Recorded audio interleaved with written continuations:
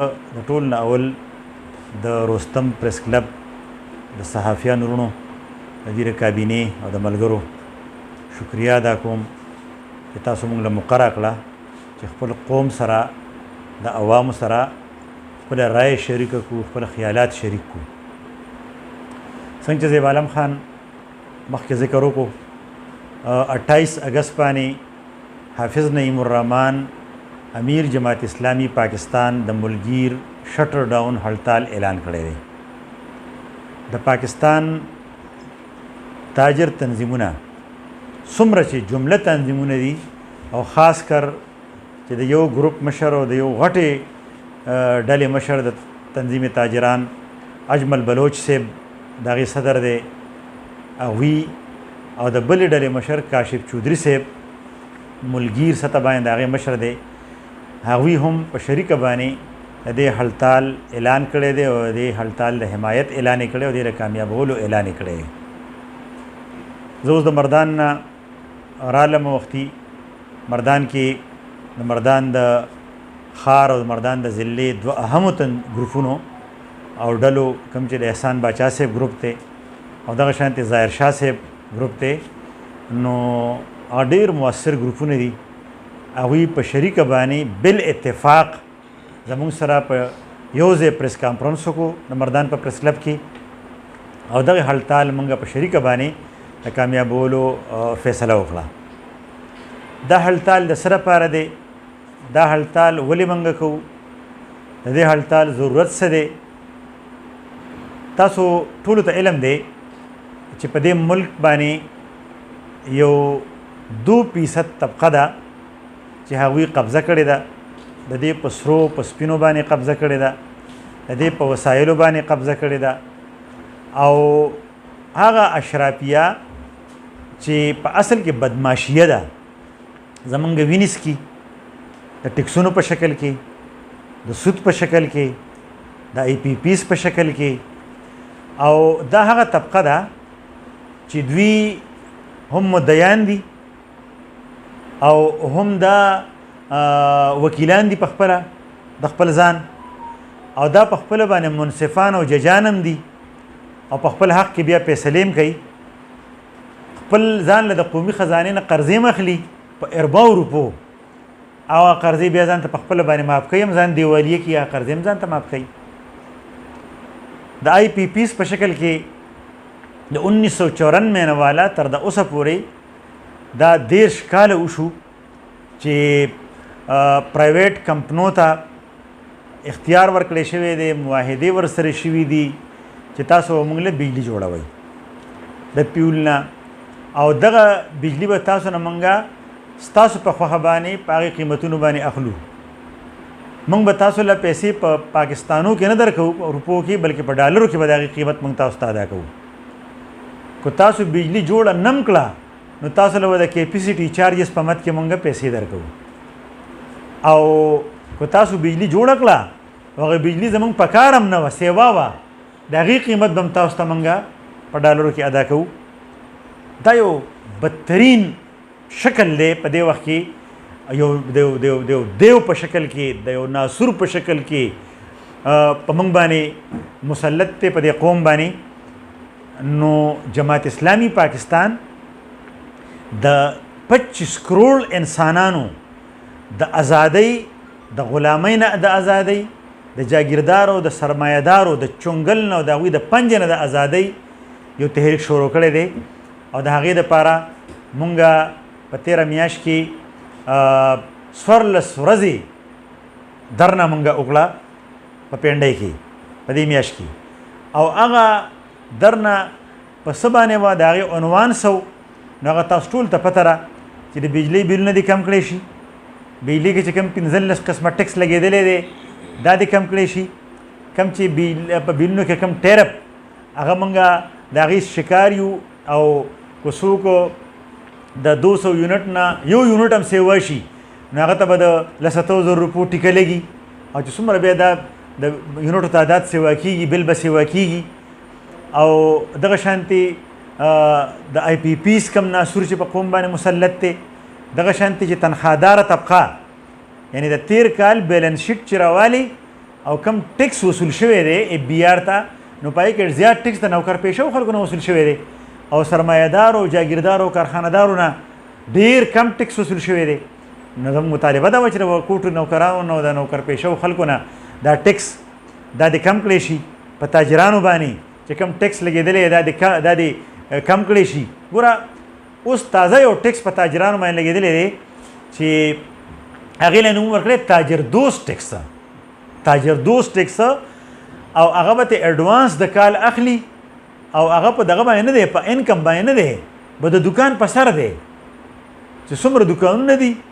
څومره کاروباري مراکز دي هغه به د کال اډوانس کې 1,20,000 روپۍ یا 1,50,000 روپۍ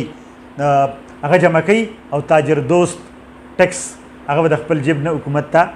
هغه ادا کوي په دې حالاتو کې مونږ د تاجرانو چې کوم حقوق دي په هغې باندې کم بیجا ټیکسونه دي کاروبارونه په ټپو باندې ودرېږي سمال انډسټریز واړې وړې کارخانې د بجلي د بلونو د وجې دا د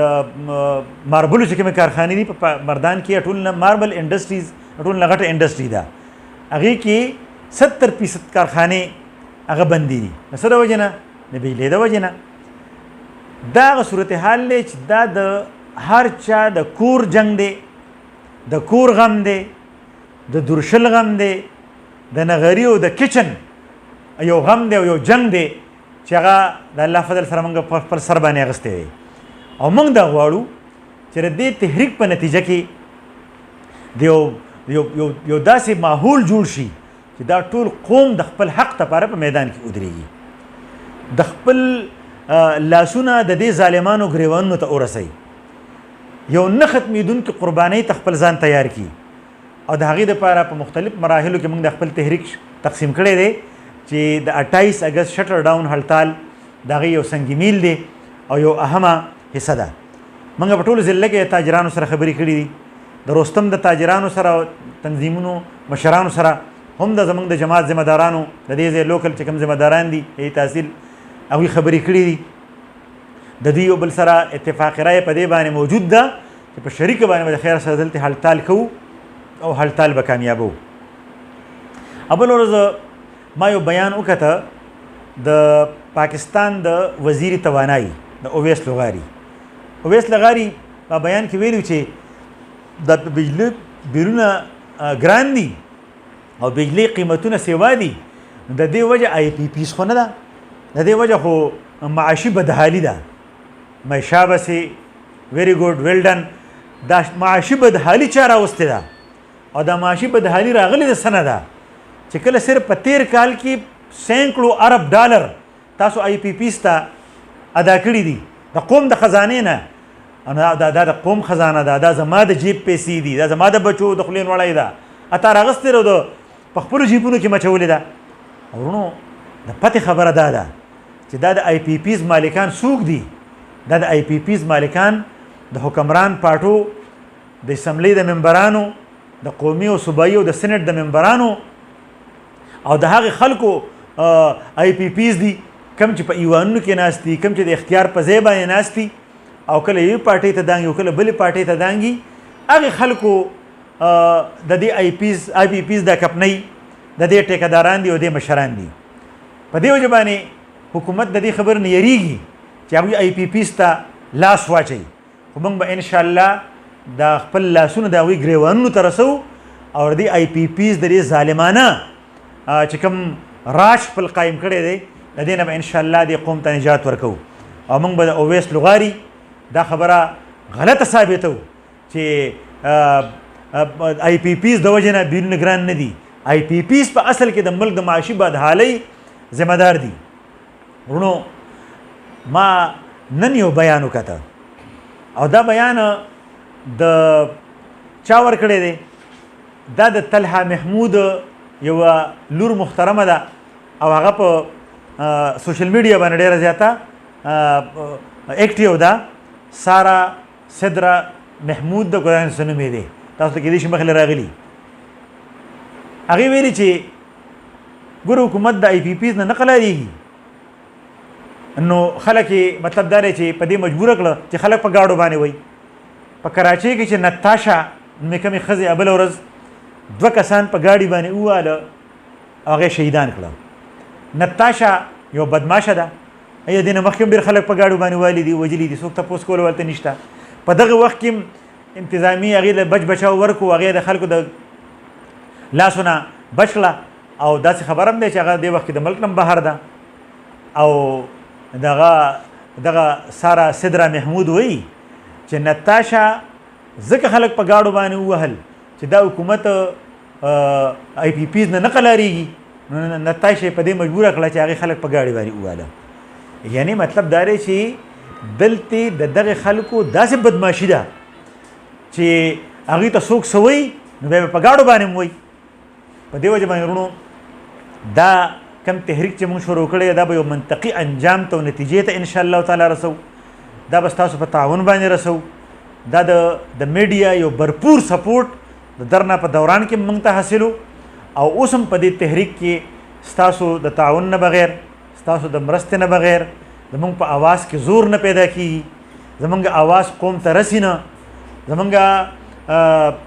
د عوامو چې کومه ترجمانی کوو عوامو ته دې علم نشي کېدلی چې تر څو پورې تاسو خپل دا پریس کلبي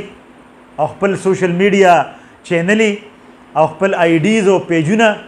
دا د دې आवाज سره ملګري کړي نه. او دا جنگ ستاسو جنگ دی. تاسو هم زموږ په شانتې عام پاکستانیان یې او کم مشکل کې چې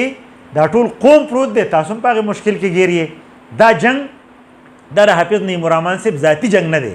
دا زما ذاتي جنگ نه دی، دا د مفتی علمگیر صاحب او زیب عالم خان او د امتیاز خان ذاتي جنگ نه دی. دا بلکې د قوم جنگ دی چې موږ د خپل پلیټ فارم نه کوو. ما دا امید دی انشاءالله چې ستاسو مرسته ستاسو ملګرتیا دا موږ سره په دې موقع باندې هم او را روان وخت کې چې کوم تحریک مونږ چلو او دا ملک د دې سرمایه‌دارو او د دې جاګیردارو د دې امریکي د غلامانو نه او د دې سودي نظام نه او د ظلم د نظام نه د آزادولو لپاره کوم جنگ مونږ شروع کړی دی په دې کې بس تاسو مونږ سره څنګ په څنګ باندې ولاړ یې او ستاسو پوره سپورټ او تعاون به مونږ ته حاصلي. جزاکم الله خیر.